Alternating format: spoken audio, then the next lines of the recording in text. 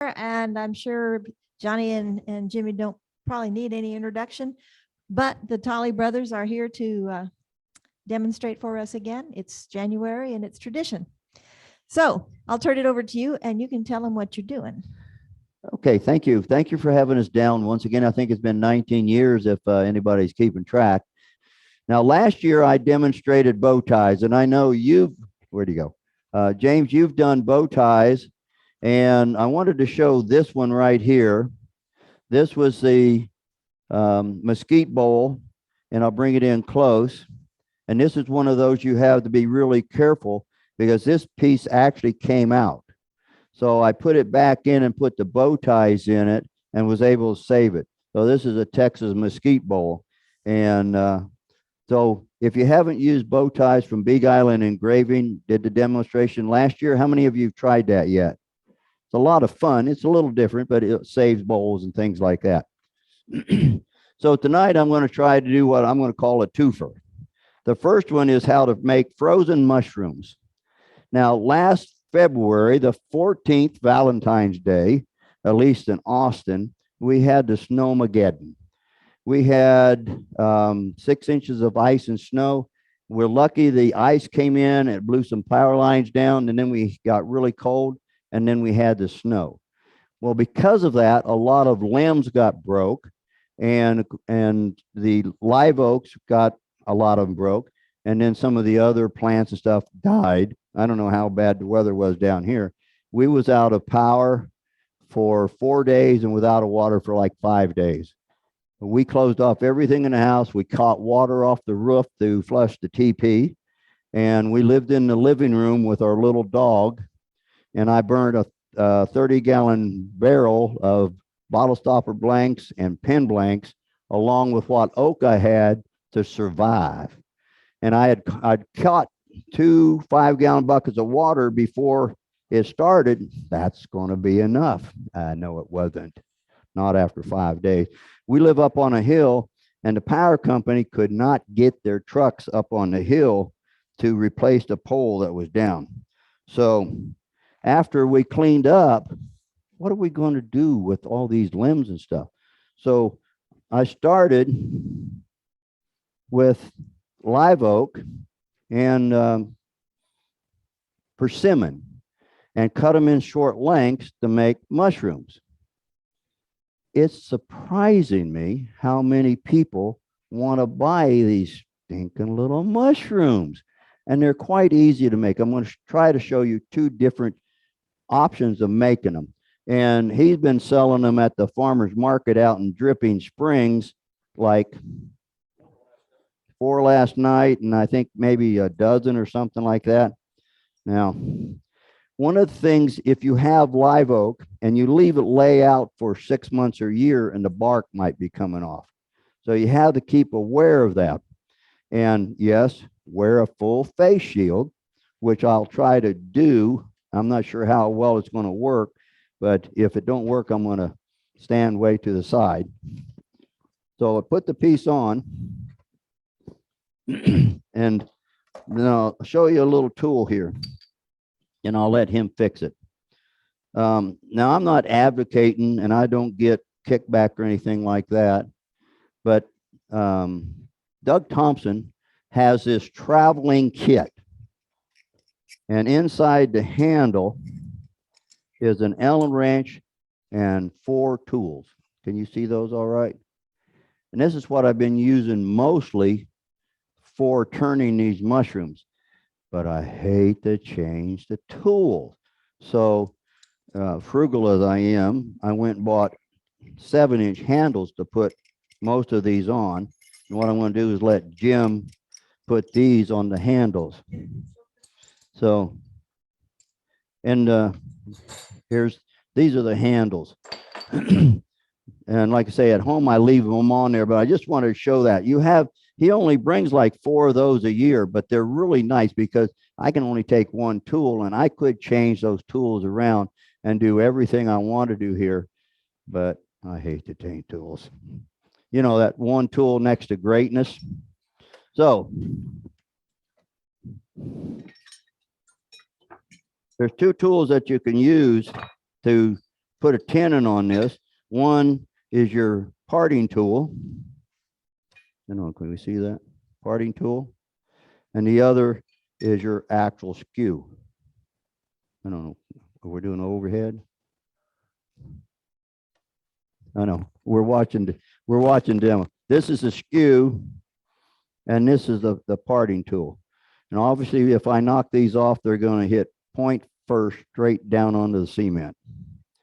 So with your safety shield on, and normally I'm wearing a dust mask at home. Another thing I've made is a bunch of these little gauges. This one says Talon chuck, and it works also for the Bulldog chuck that I have here tonight. So we'll get this out of the way so I don't knock it off. And you see that bark that just came off? So I want to put a tenon on this side. Now, deburr that a little bit. Now, obviously, you can see I already did that. Just wanted to show you how to do it. And if you have a gauge like that, and make sure that it goes down on there, almost goes down on, you know that it'll fit inside your chuck. This is just a little bit of MDF. You can make these out of almost anything. Any questions on that part?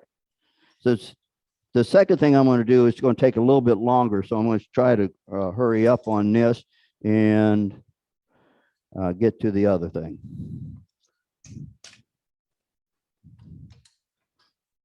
So once you do that, you put your chuck on, and this is a Bulldog chuck from Paul Judkins.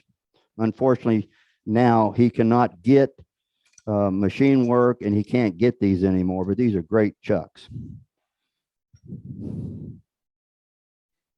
You can use any chuck that you've got, Nova, One Way, Talon, Stronghold, whatever chuck you have. I'm sorry. Yes, any chuck you got. Okay, do you have my tools together yet? Let's use the bowl gouge. Like I say, you have to look at this. Now, what I'm going to do on this one is I'm going to make this the top and this is the bottom, where that I'll be able to hold it with a chuck. I think I said that backwards, but anyway.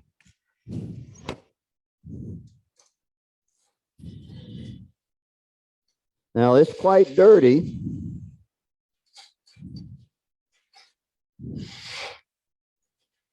And I'm getting a little aggressive here on purpose. Yeah, right.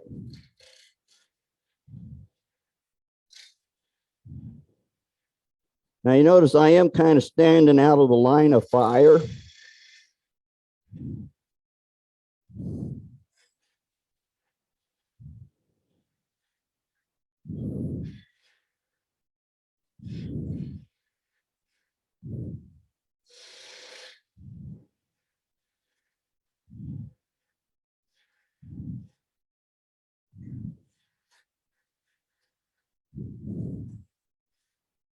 Now this is just a rough shape right now.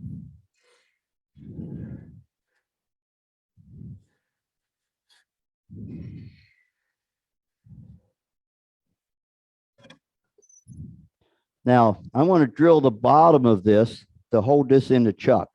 Now at home, I use a vacuum system, and what I'll actually do is finish the top and put a tenon down here, and then I'll use the vacuum to hold it when I finish the bottom.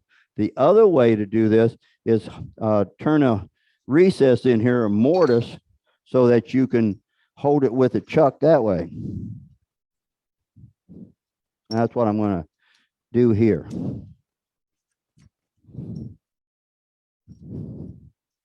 It's always fun to try to figure out these new lathes and stuff like that. That actually fits inside there.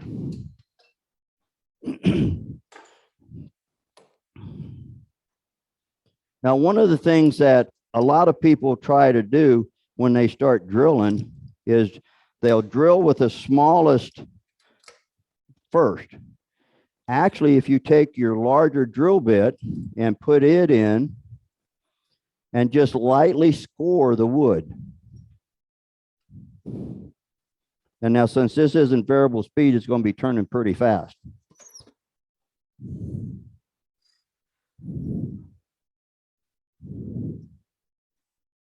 Now, what that does, it allows me to put my smaller bit in.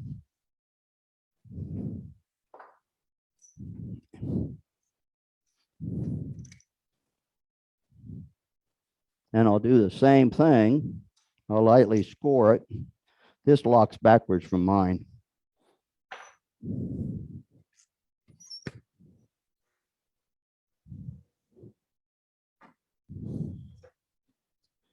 Now, on a smaller lathe like this, if I was to try to drill this all the way in with the biggest bit, it would put a lot of extra stress on this little bitty belt that's right in here and might break the belt.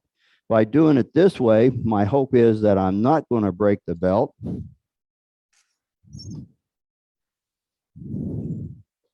And this is actually turning about 10 times faster than it should be for, hold on a minute.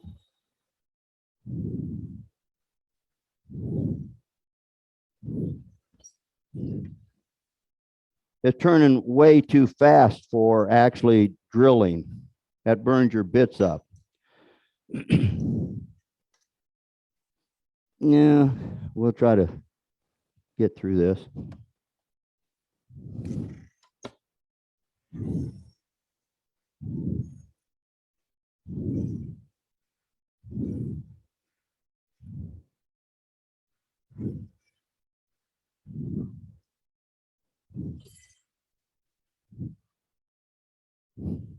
Now the larger bit, these are already getting warm. You don't feel anything most of the time. We have no problem with cutting up.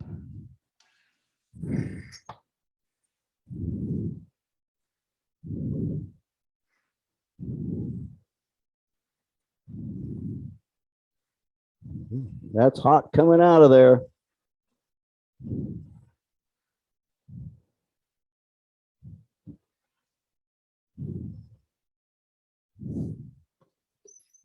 Any question why I'm doing it that way? Make sense? Okay.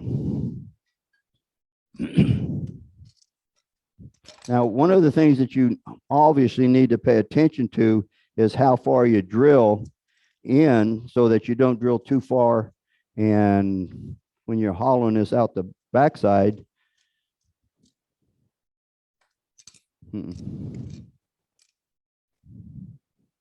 okay, let me get my live center back in here.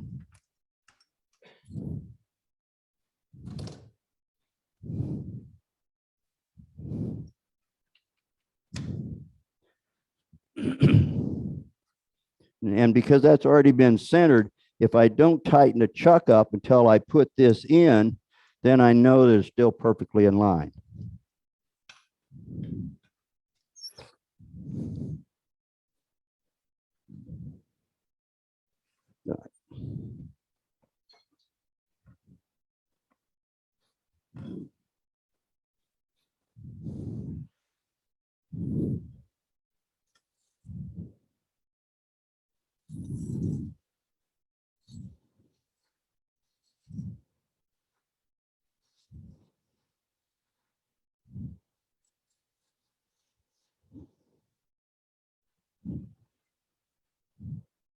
I need to bring my tool rest up a little bit. You new folks, always stop your lathe when you move the tool rest. Another safety feature.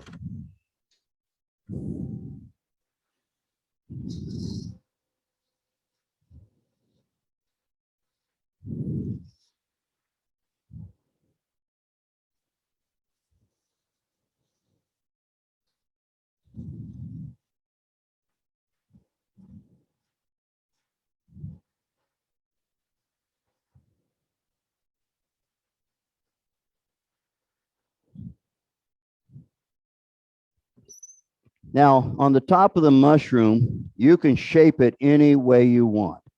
There's some really pointed, some round. The mushrooms you grow out in the wild are so many different varieties. Now, one of the things on this live oak, if you want to save the bark, I'd take it out and I'd put the thin CA glue around the bark to keep it from coming off. One of the nice things about it, though, is if the bark comes off, like this one right here, it looks pretty neat. I'll pass this around. Okay, this is a mesquite. I'll pass some of these around that's in start. This is a Texas mesquite mushroom that's in start. And if they break, they break. This is mystery wood. Got this down in Yancey, Texas, and I have no idea what it is. I think it's a cousin to the mesquite family. I don't have a name on it. And when you get small like this, you do have to be careful because the pith or the heart of the tree or the limb, these are all limbs, can be real fragile and break. So on this one, you can see where the rod is.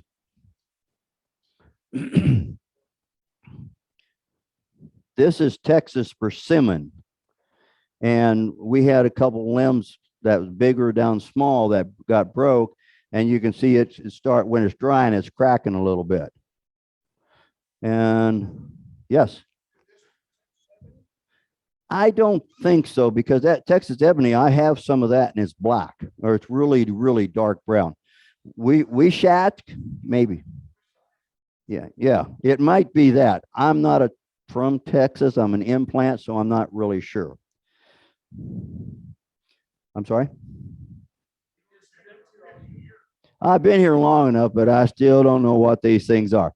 So now I'm passing those around. I want to continue with this mushroom, and I'm going to undercut the top of it a little bit, maybe not as much as some of those.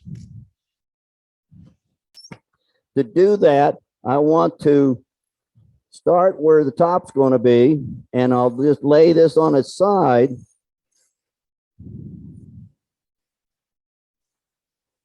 And like a negative rake scraper, but it's just the skew, and get it started. Then I go back to my gouge on the end of the lathe.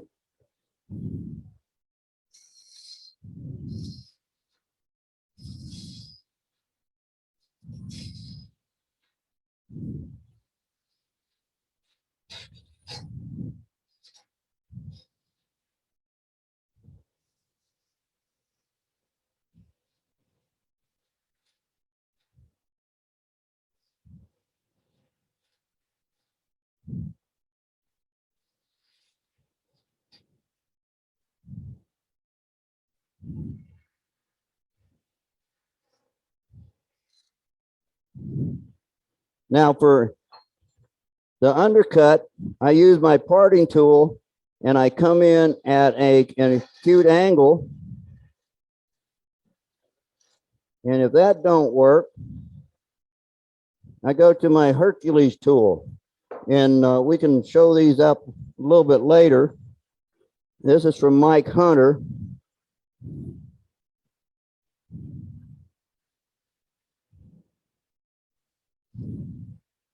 This live oak has been down since February, so it's getting pretty dry and pretty hard. And I like to keep that tailstock up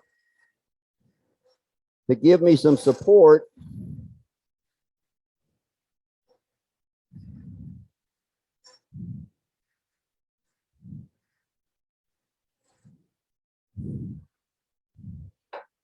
I'll try to put the number 1 hunter tool on. Now that's working a lot better. Now with the number 1 hunter tool, I can turn it at most angles that I want. And I can undercut that mushroom head.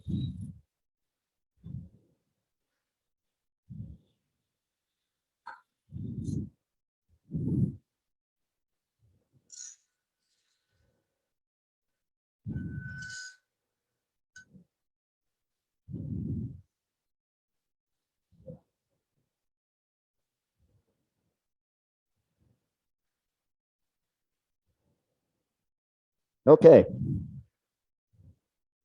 Now, where's my other tool?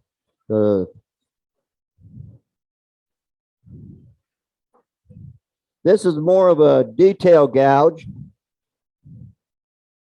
I want to move my tool rest just a little bit so I can get it a little bit closer to the point.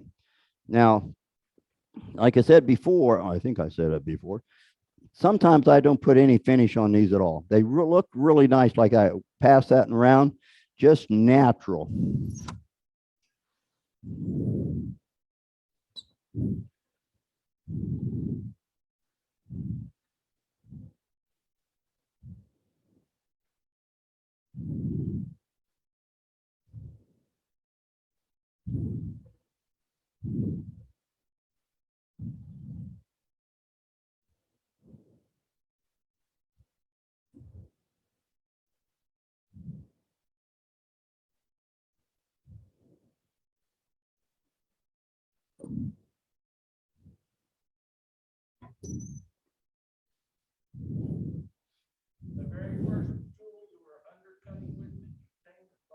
That was the parting tool.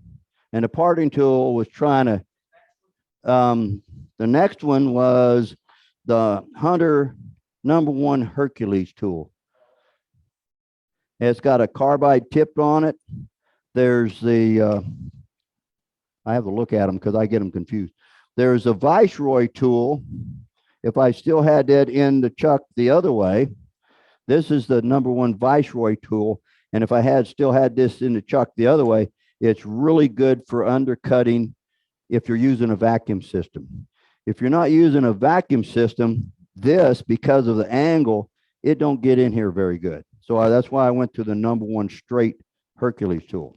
He's got a #3 that's on a 1/2 inch or 5/8 shaft, and they're carbide, and they just cut wonderful. So like I say, I'm not getting paid or anything like that, but Mike Hunter has some really great tools, and his new coring system, the Core Pro Co. Yeah, is that right? If you're using a coring system, the one-way system, it's a cartridge that goes on the one-way knives. I used to have the longest handle, and because I ruptured my shoulder several years ago, I got so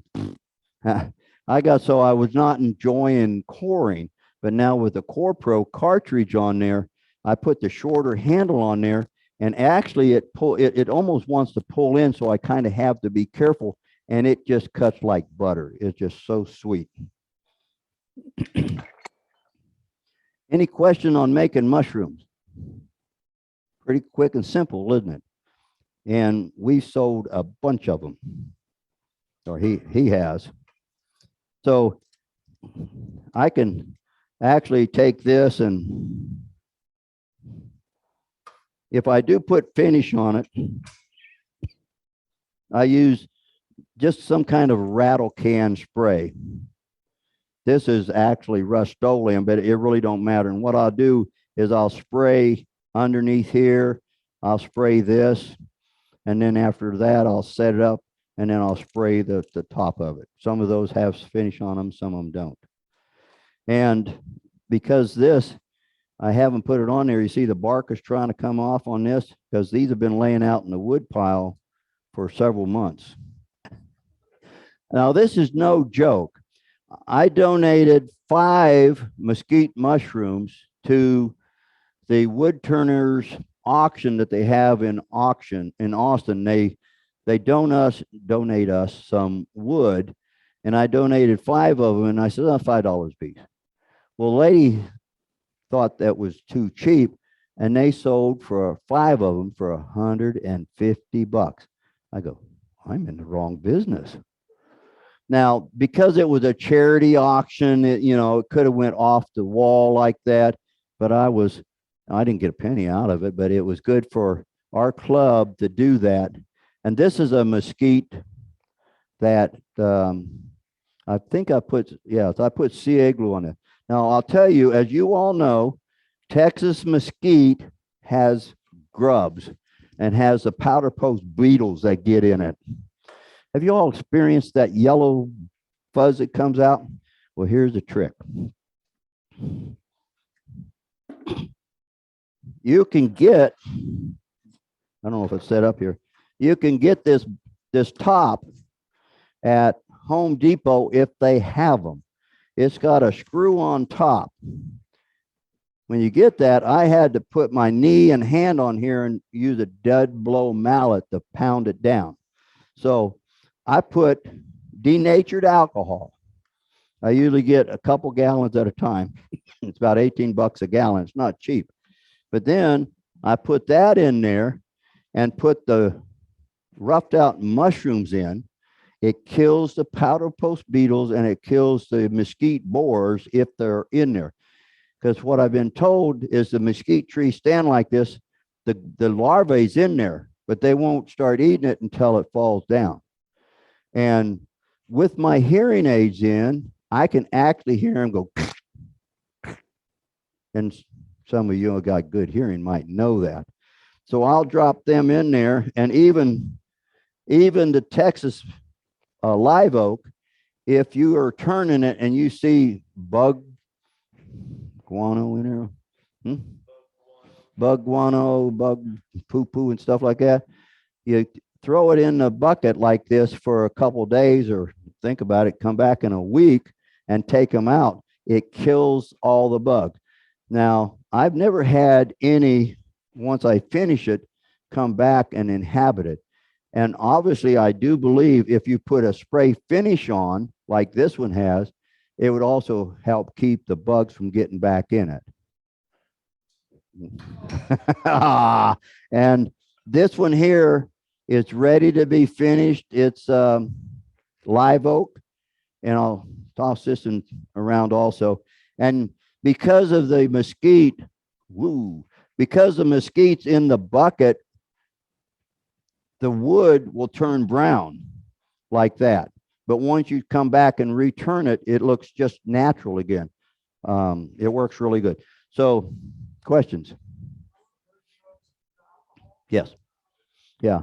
Now, I don't know if the fumes from denatured alcohol would kill them, but because you just put them in here, they kind of will float around and saturate. It kills them all. Now, keep in mind, denatured alcohol is flammable. So you don't want to get sparks near it, because if you catch it on fire, you can have a pretty big mess. It will not kill mesquite grubs. Now, I've taken mesquite grubs and put them in a little PVC, and I put them in the vacuum for a week. Then I put 125 PSI in that PVC after a week, put them in the freezer. I mean, after all, we have, like Valentine's Day last year, it froze. It didn't kill them. Microwave. I've actually put mesquite grubs in a microwave at 3 minutes, 2 or 3 times during one day just to dry it, and they're still alive. Craig Timmerman, a guy in our club, he makes, what do they call those? Taurus. He makes Taurus that he puts a vase in there. He had a Taurus that he had roughed out 4 years, and when he was doing a demonstration, there was still a grub. When he turned that grub came out. So that's the only thing I've really found, that denatured alcohol will kill them. And you can get the 5-gallon bucket. You can buy one, but I mean, most people have 5-gallon buckets. But that lid is at Home Depot. Any other questions on that? Yes. Day or 2, a week. When I get them, 3 weeks, a month. But usually within a day, they're dead. And it's got double seals on it. So one seals on the bucket, the other seals when you put the lid back on. Now, John, you probably turned big pieces of mesquite, right? If you want a 30-gallon drum, if you go to Uline and type in 30-gallon drum, you get one that's got the bungs in it. You have to put FOL, which is full open lid, and then it has the top that comes off. You can get 55-gallon drum. I have both, I have that 30 and a 55-gallon drum.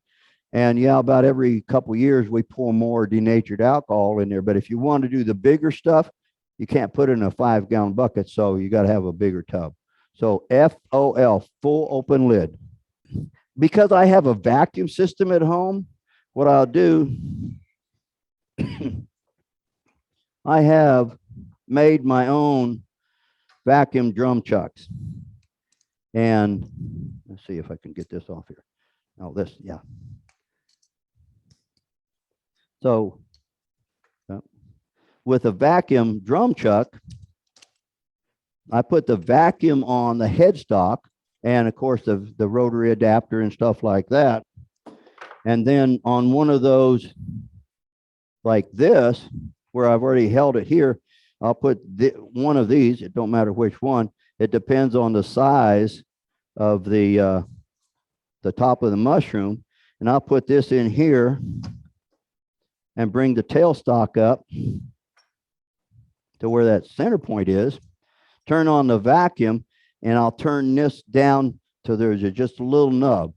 Now, with the vacuum, if I'm really careful, it will hold it perfectly true. But a lot of you may not have a vacuum system. If you do, this is just MDF. It's tapped, drilled, tapped. And when I drilled it first, I put thin CA glue inside, let it set for a little while, and then I'll run a tap in, put more thin CA glue in the threads, then run a tap in, and after a week, I run a tap back through it because the MDF can swell a little bit.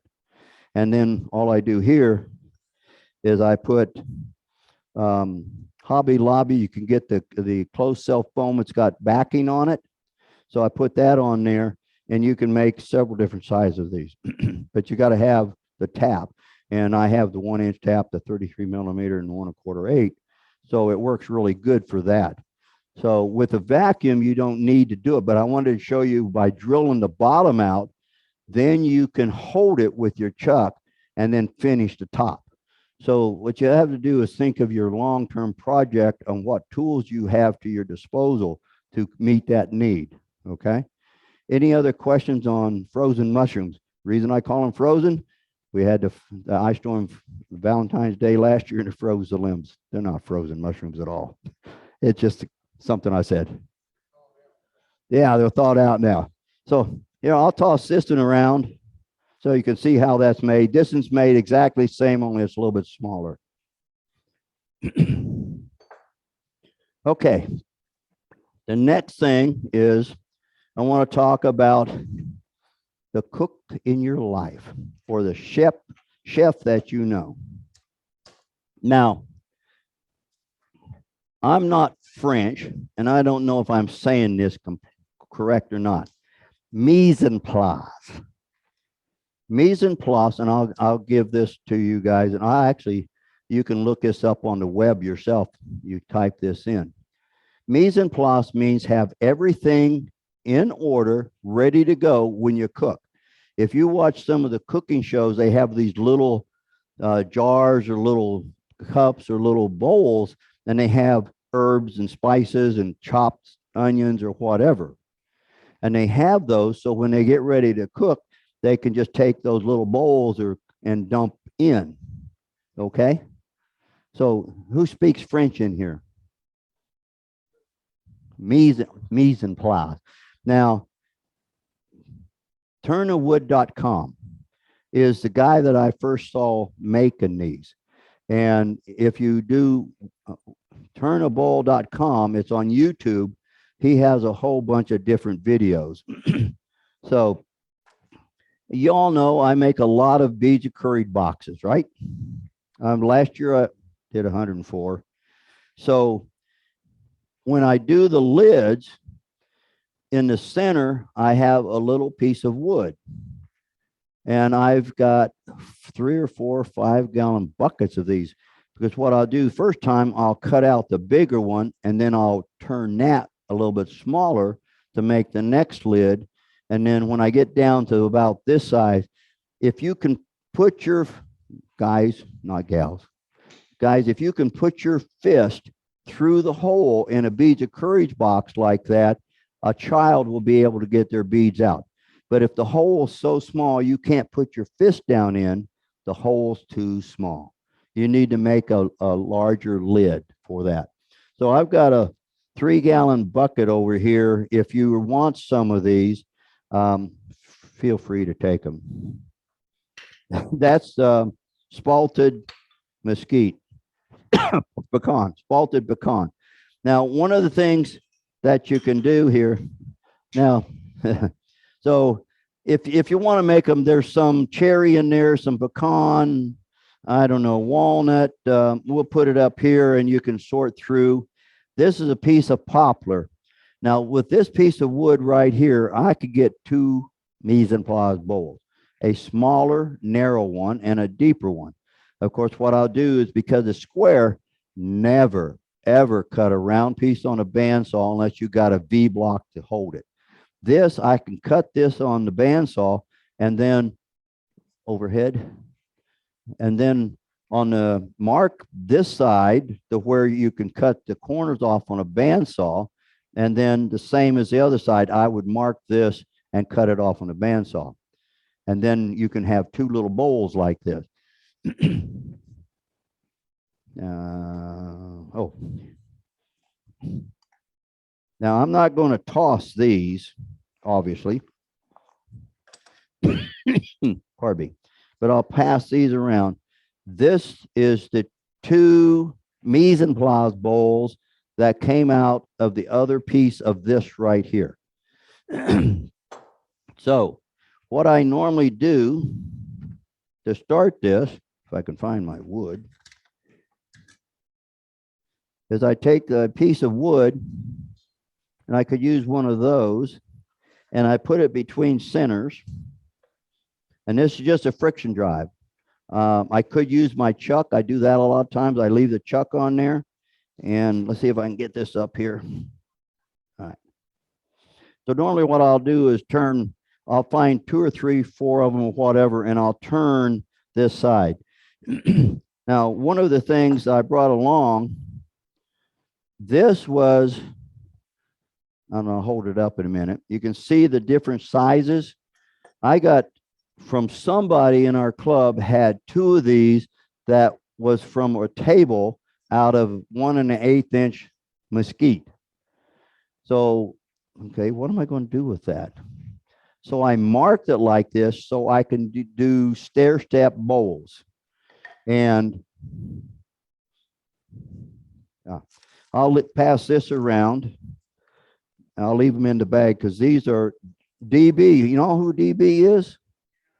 Dear, dearly beloved. Those are her birthday present, which I gave her yesterday. And I said, but dear, I'd like to take them to the meeting tomorrow night, but I promise I'll bring them back home. So if you do this, if you don't have to use a taper piece like that, but if you want a stacking set, you mark them about 1/2 to 3/4 inch smaller each time. And if you have a thick piece of wood, you can actually shrink or cut it down a little bit so they kind of stack in each side. Otherwise, they're going to stack exactly the same, like this set right here. These are walnut. And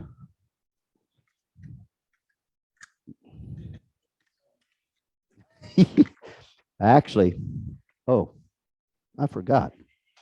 What did I do? Okay, where'd it go? Okay, back a little bit ago, Mike Hunter donated a #1 tool for your raffle. So I forgot about that a few minutes ago, but whoever wins this, please send Mike Hunter a thank you. It's a #1 cutter. It's a wonderful tool. I use it for a lot of this stuff. So who should I not give it to? I have something in a little bit too. Help remind me of the next door prize. So, question. Oh, good. Hello, Mike, wherever you are. Okay. Oh, hi, Mike. Glad you could join us tonight. But Mike Hunter has some wonderful tools, and he's a really nice guy. He comes to SWAT every year, or most every year if we have it. But anyway, after you turn the piece round, because if you notice, when I core these out, I don't know if you can see this, I mark it on both sides, because when I'm coring it, I core from both sides. So I don't go through and hit my chuck or whatever. But this is very sharp right here. So if you get one of these, what you want to do first is turn this away. so you don't accidentally touch it, because it'll cut you really, really bad. So after you do that, again, I think it's turning a little bit fast for what I would like to do, but we'll get by.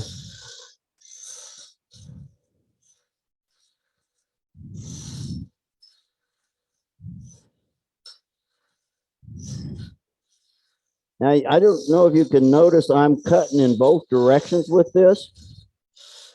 And then I turn it and I'll cut towards the center.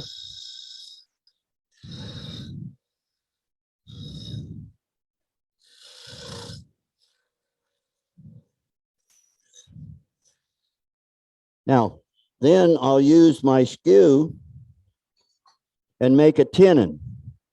And this is just cutting it straight in.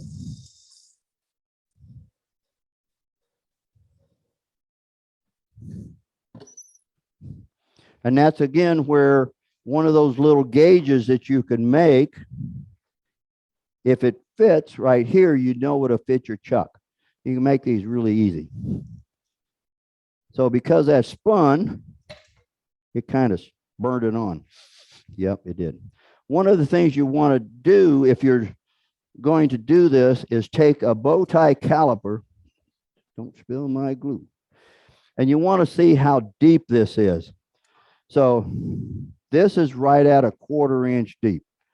Now, because I turned this from both sides, I got a little divot right here. So when I turn this away, that'll be gone. But you want to make sure that you turn it down to the depth that you want. Let's see. Can you see that right there? That's roughly a 1/4 inch, maybe 3/16. Ooh.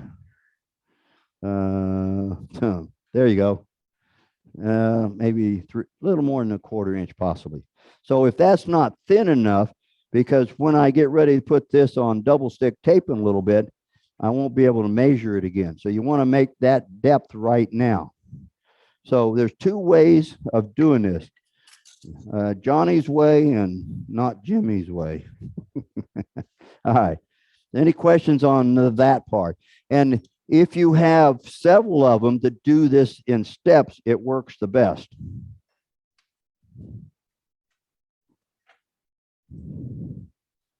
And you can leave a chuck on there and do the same thing. So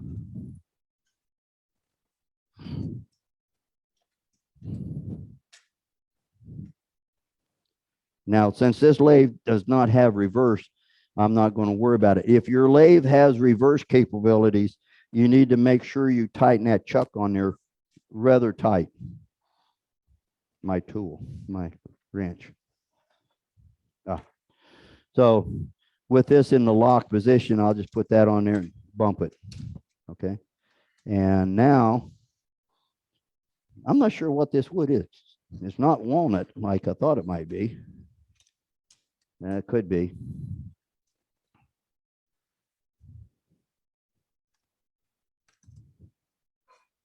All right. So now what I'm going to do here is shape the bottom. And again, you can use, well, that's a little crooked. You can use any tools in your arsenals to do this. Hey, Johnny, for those of us online, could you hold up a finished set of the bowls? And if it don't get perfectly straight, we can fix that up a little bit later. All right. Now, if you're not sure about if that thing's going to come out of the chuck, you can always bring your tailstock up for a little bit for extra safety.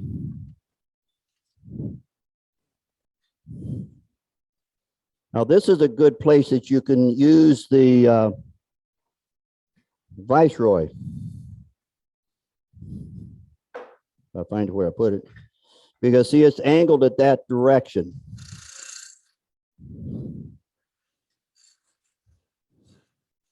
And here you can see I can cut in both directions with it.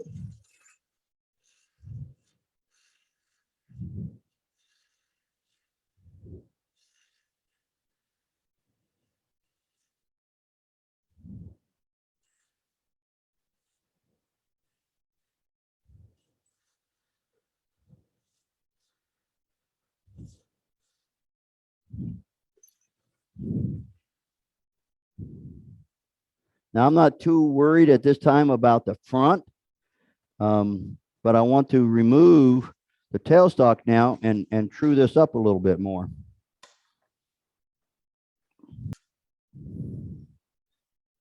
Always stop your lathe when you move the tool rest.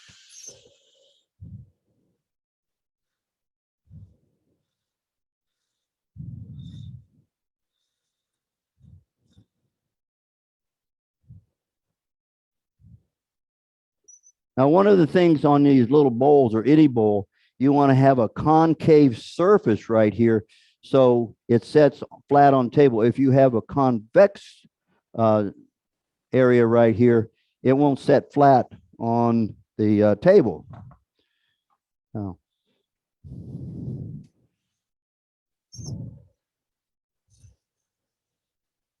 I'm using this kind of as a negative rake scraper because I had a little bit of tear out right there.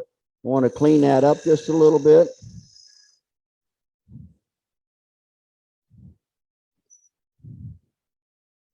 Yeah, I think that's quite a bit better. Yeah, I don't know what this wood is. Brazilian cherry. How about that? Okay. How many people love the sand? No? How many people love the sand? Sand, yeah. I hate sanding. But it's one of those evils that you've got to do. Vincent Welch comes to SWAT every year, and he donated a starter kit. It's got a little mandrel in there and 2 grits of each sanding paper and an interface pad. Always, and I mean always, put your interface pad on your mandrel, because if you actually burn through that and you burn through your mandrel, you got to buy a brand new mandrel. Interface pad's a couple, $3 or something like that. So if you burn that up, no big deal. Now,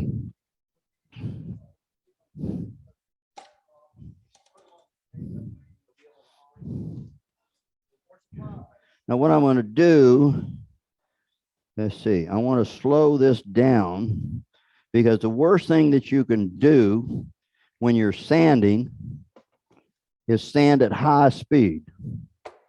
High speed burns up sandpaper. You should wear a dust mask, and this is not a dust mask, but it'll help. So I want to go through the sanding grits, and obviously if your lathe goes in reverse, that's a good idea. Now, what I normally do is if I have a place where it's tore out a little bit, I will sand that area first.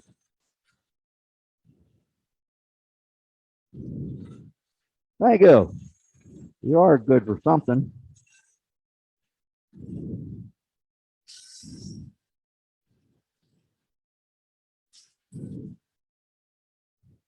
All right, then turn the lathe on.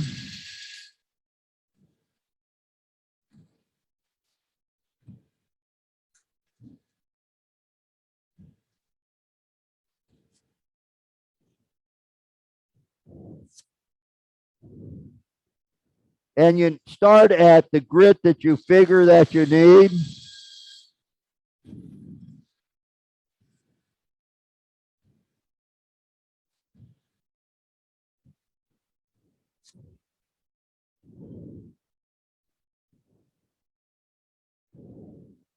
Now, Jim over here, he starts standing with 2 rocks from the parking lot.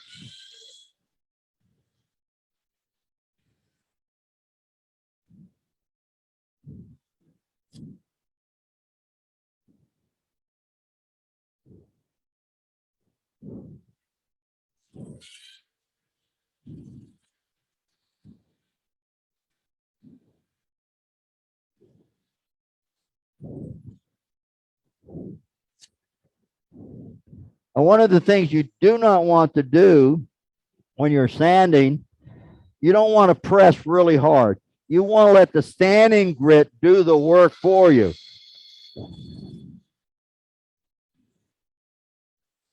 So after I sand a few grits, I will stop the lathe and see if I have any areas that it has a little bit of tear out. And if it does, just sand that area. A little bit over there, that's the end grain.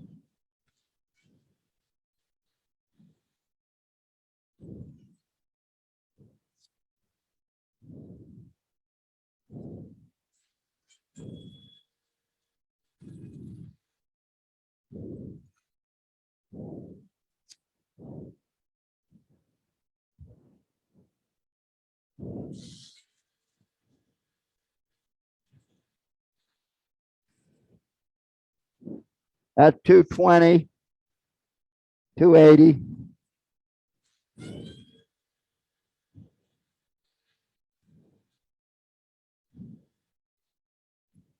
Now, what I normally will do at 280, I'll stop the lathe and look at it a little bit, see if I need to do anything.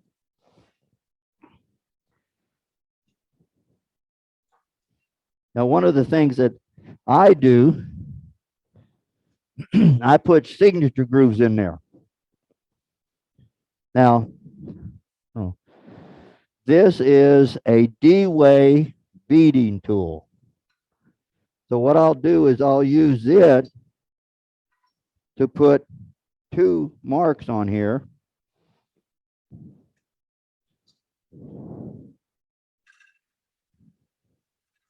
I rotate it back and forth just a little bit. Now that is a perfect groove for signatures. I don't do that, guys and gals. My wife is the artiste. And they're always different. You can do that. And before I started using the D-way, I would take my skew and I would just guess and plunge in wherever. But with a D-way, if you have it, by all means, you don't need it. It makes a perfect little place to sign. So then with that, then I go back and finish sanding because that might have raised the grain just a little bit. Oop, I guess on that.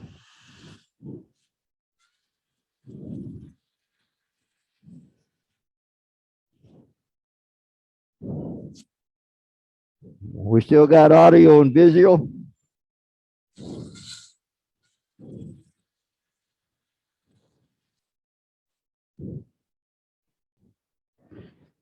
On this one, because I had some tear out, I went from 60 grit to 320.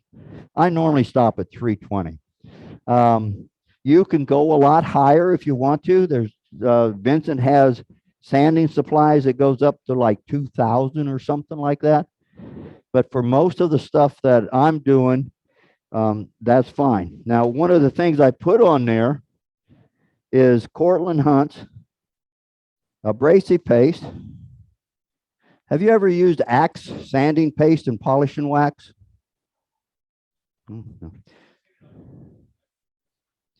Cortland Hunt in our club, he's got the Coyote Workshop. I can send you a link to his site, but he makes this sanding paste. It's, if I can read it, mineral oil, beeswax, canuba wax, and pumice. The pumice that the dentist used to polish your teeth. Everything in here is food safe by FDA or whatever.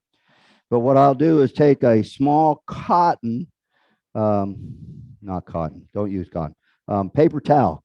You should never use t-shirts or cloth when you're doing this because the paper will tear. Cotton, if you wrap it around your fingers, it can grab you and pull you in. And if you have a big one-way 2436 like John, it'll throw you over the leg. So what you do is take this. Hold on a minute. If you're going to sand or if you're going to engrave or write on the bottom of your items with a Sharpie, Yeah. you want to write on the Sharpie before you put the wax on. You want to write on the Sharpie? No, I want to write on the wood with the Sharpie. That's Put the wax on first, the Sharpie. yeah. Oh, rats. And that just brought up a subject. I'm thinking I'm still at home, but definitely I'm not.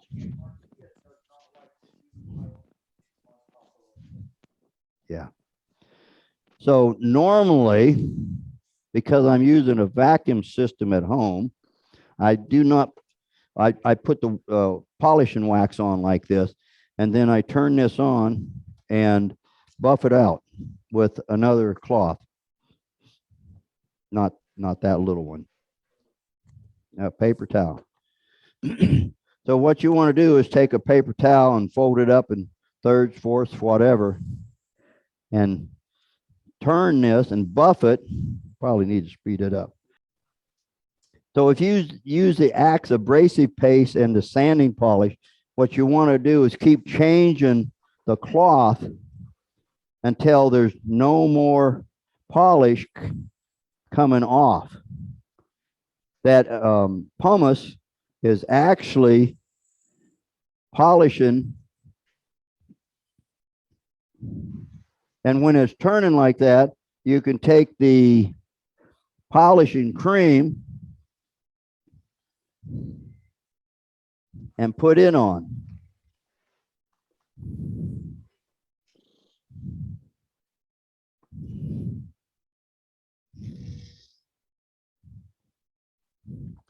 And then use a different towel, paper towel, never cloth. Fold it up several different times. A lot of times these shop cloths, I'll actually cut them in half and then use them that way instead of the full shop cloth like this or paper. And then this is where it kind of burns your thumbnail in. I put my thumbnail on that and just clean out that groove just a little bit. Polish and wax. I'm sorry? Yes. The polish and wax, it's so small to read, is mineral oil, beeswax, carnauba wax, and orange oil. And it's really nice. And the reason you want to use either Axe or something like this is because these are going to be in the kitchen where DB or your chef or whoever's cooking. So you want to have it food safe. Most finishes, maybe not all, but most finishes, when they're cured, they are food safe. You can't convince everybody of that, but that is the fact. Now, if I was doing this without a vacuum system, which we're going to be talking about here in a minute, tailstock adapter. Oh, I would not put the finish on until I was done, because the finishing wax and double stick tape are not the best friends. So this is a tailstock adapter, Tolly tailstock adapter. And this way I can screw this right onto the one-way live center. Powermatic copied the one-way live center exactly and anodized in black. Now, if you have a waste block, which you can use, and put it on, you want to clean this surface, or at least turn it and sand it just a little bit. But if you use denatured alcohol,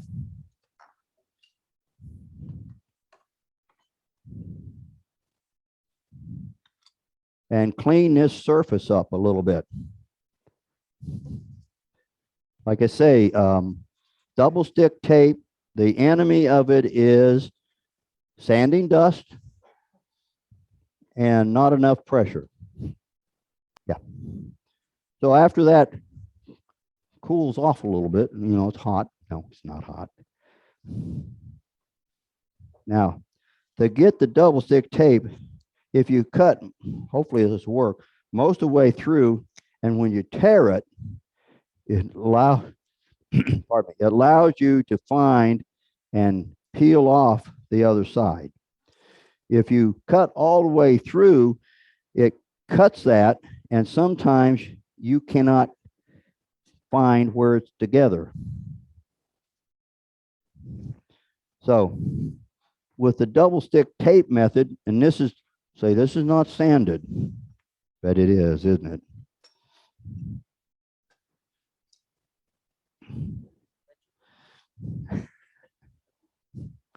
So what you want to do is when you're using the double stick tape method is press that good and tight and let it set for a couple of minutes and tell the joke. I don't have one. So I let that set for a few minutes and then release the chuck. And because I've already knows that the bottom of this is right at a 1/4 inch thick, you can make them thicker or thinner, whatever you decide. I know I don't have to go deeper. Okay. So now let's hope that holds. Here again, you can use about any tool in your arsenal. If you were lucky enough to win that #1 tool tonight, use it. So let's see what happens. Now I'm going to keep the tailstock up.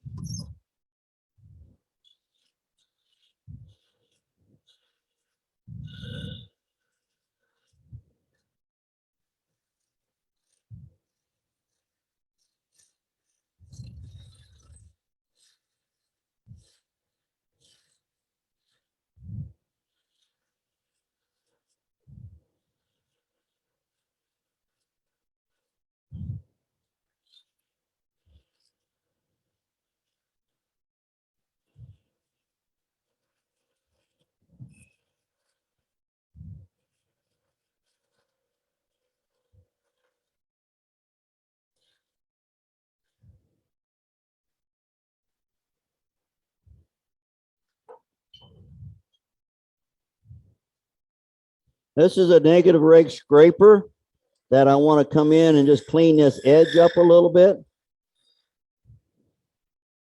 Normally, I like to have the negative rake scraper a little bit higher than center line. So let me move that up a bit. See how that works. Oh man, that's loud.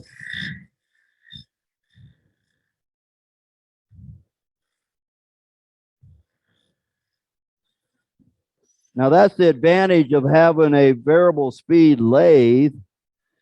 You can get away with a lot more than you can turn it down. Now, since that's on double stick tape, not my vacuum system, I'm going to use my skew kind of as a negative rake scraper.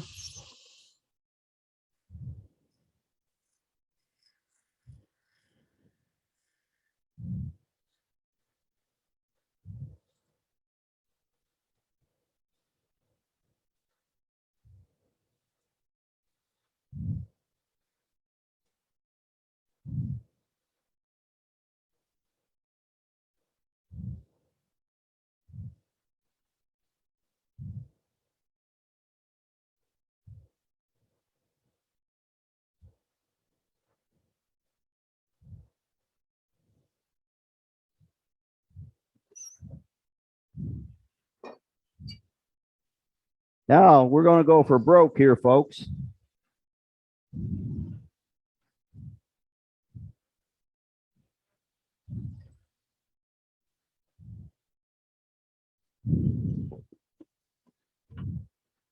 It'll probably come my way if it does come off, so I'm not going to stand in front of it either.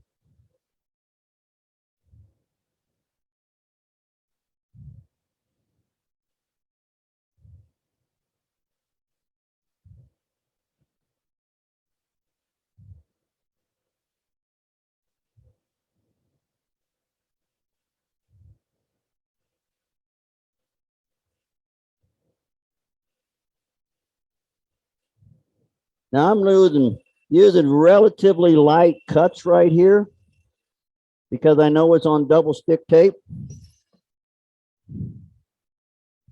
Still a little high in the middle. You know that last cut?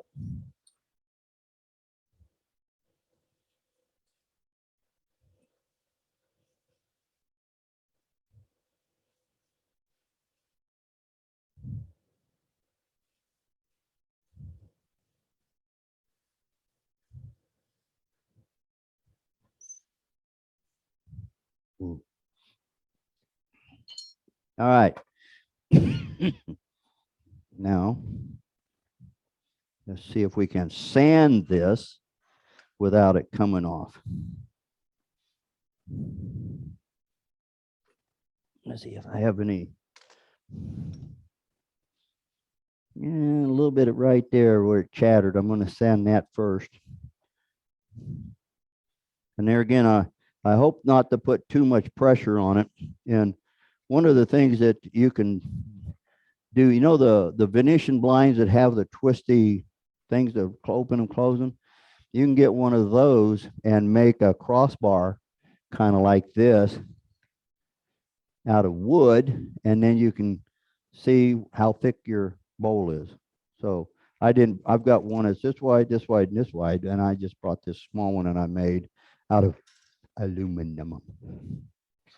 It's not the best dust mask, but it's better than nothing.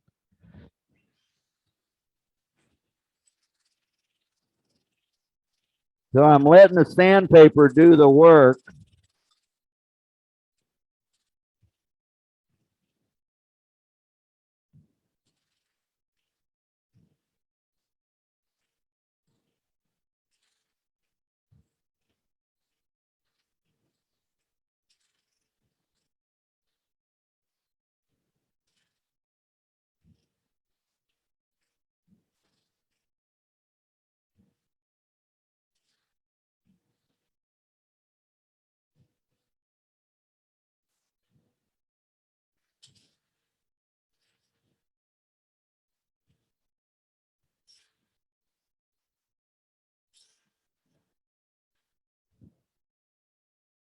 Normally in the center of the bowl, you don't want your lathe turning because you'll dig a hole in there.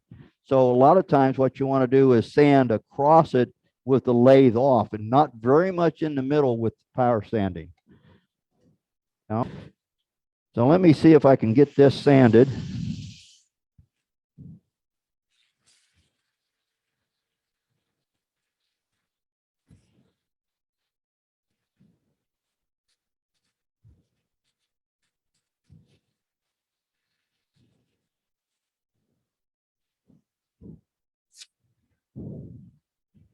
That's 60, this 80.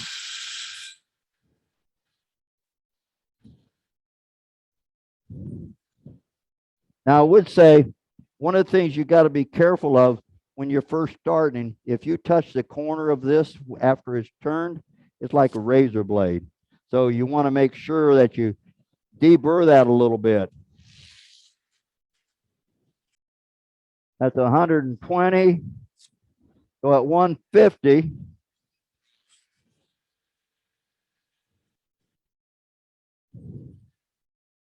I want to stop and look and see if I've got any tear out. Yeah, it looks pretty good.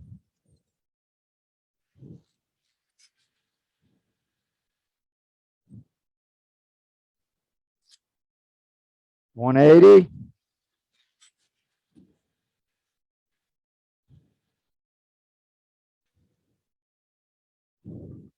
And never grab that sanding disc when it's turning. It'll cut you like a knife.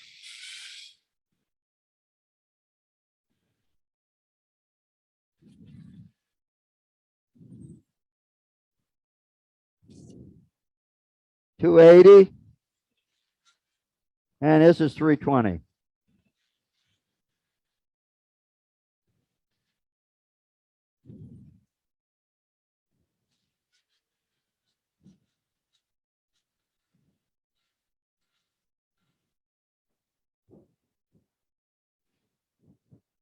I always have the lathe stopped when I put the sanding paste on, so I can kind of smear it around in both directions and get it up on the edge. Oop.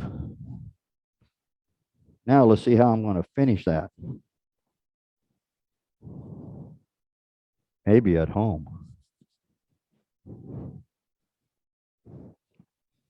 I don't know that's going to work.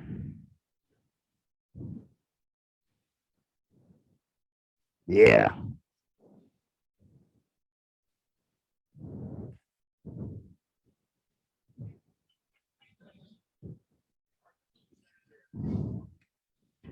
You know what? That's done. Okay.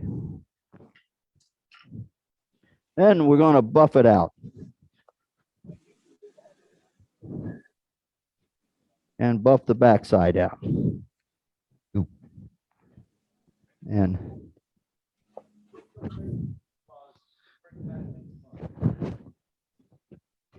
all right. Now, this was a Beads of Courage box. Not this, but this was the center. This was actually a bunch of sawdust of different kinds of wood that I mixed with a bar top epoxy as a 2-part 50-50. And then I actually made the complete Beads of Courage box, the bottom, the top, the lid, and of course, then I put a knob in it, kind of like one of these that had the Beads of Courage in it. But that is bar top epoxy. This is maple. That's a little bit bigger bowl. Now,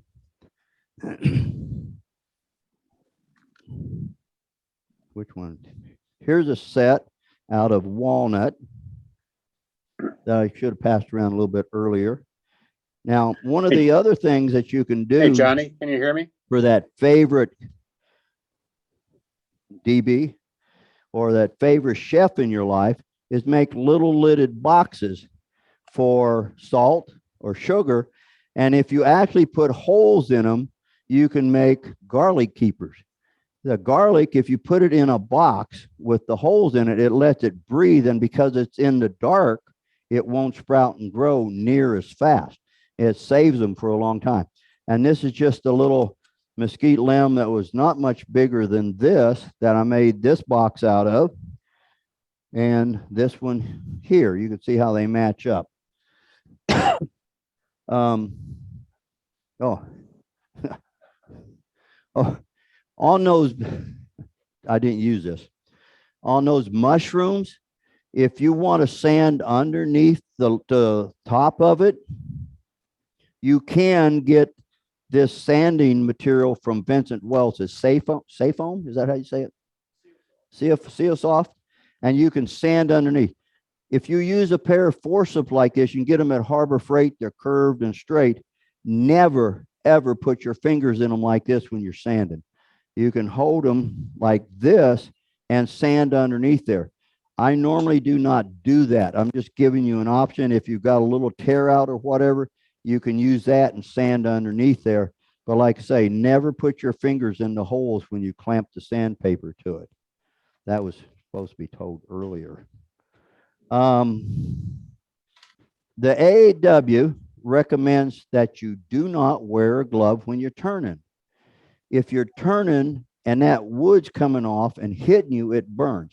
If you're going to use a leather glove of some kind, cut the fingers out of it and keep your hand back behind a tool rest. Another safety feature. Now, I use this, and I've demonstrated when I did my icicles and Christmas ornaments. I've actually, when I took the fingers off, yeah, I'm frugal, it's called cheap. I kept the fingers, cut them open, and I super glue them because I wore through the side of this 3 or 4 different times. And what's really nice about this, if you happen to hit the edge of that bowl, it's going to cut this. It's not going to cut your finger. And I guarantee you, when these things are cut out first, before I smooth the corners up, it'll slice you. And there's been times, yeah, I go, where's that red coming from? Oh, me, of course. So just be cautious, be safe. There again, if you want to try to keep the bark on your mushrooms, you can put thin CA glue around and come back in and lightly turn it, and that'll clean that area up. If you have a vacuum system, works really good. And if you have double stick tape, don't put the wax or stuff on it before you actually use it. That's still sticky. Okay, overhead camera. This is the one I just finished up tonight. I think it's Brazilian cherry, but with the 2 rings on there, my wife can do the pyro on it or whatever. Like Jim said, if you're going to use a Sharpie, a fine Sharpie, you want to do that before you put the wax on. And the wax might even take some of the Sharpie off. I'm not sure. I haven't used that because my was roughly 1 1/8 inch thick Texas Mesquite. This one had crack in it, so I filled the crack with bar top epoxy. And then it don't matter, as long as you reduce the size by 1/2 to 3/4 inch, they will stack like this set right here. And what I did on this set, it was just a little smaller because the other piece over here was a little smaller. You can see I should have had this one a little bit bigger, and then I shrunk it down by, I think, 1/8 of an inch each time I made one. So they kind of stack together. But you can make them all the same. As a matter of fact, this set right here is Bring Back for the Club, because everybody touched it. I'm not worried about that, but that's a Bring Back for the Club. So if you get the sanding supplies, please send Vincent Welch a thank you for the sanding supply. Mike Hunter Tools, if you win that. Oh, good thing. Okay. Now this is a true story. If you make bowls or platters or woodware and you give that to somebody or sell it, I have sent Robert this list, mic drop, about care for your woodenware, because this is a true story. He sold a nice, what was it, wood? Come on. It was a $110 bowl. And he didn't tell the people, don't put it in dishwasher. Well, a few weeks later, this kid bought it for grandma or somebody, I don't know, but they brought it back and you could tell it'd been run through the dishwasher numerous times. Well, probably once. And it had cracks on both sides of it. So I put bow ties in it and completely finished it. And of course, the kid didn't want it and he exchanged it for a different bowl. And so now you can take this, Robert's going to put it on your website. You can change your name. If you use Mahoney's wax and oil, you can put that on there. If you use Axe polish and paste and wax, put that on there. But this is Cortland Hunt's sanding paste and wax, and also Mike Mahoney's oil. Now, at SWAT last year, no, 2 years ago, they had those little bitty, was it SWAT?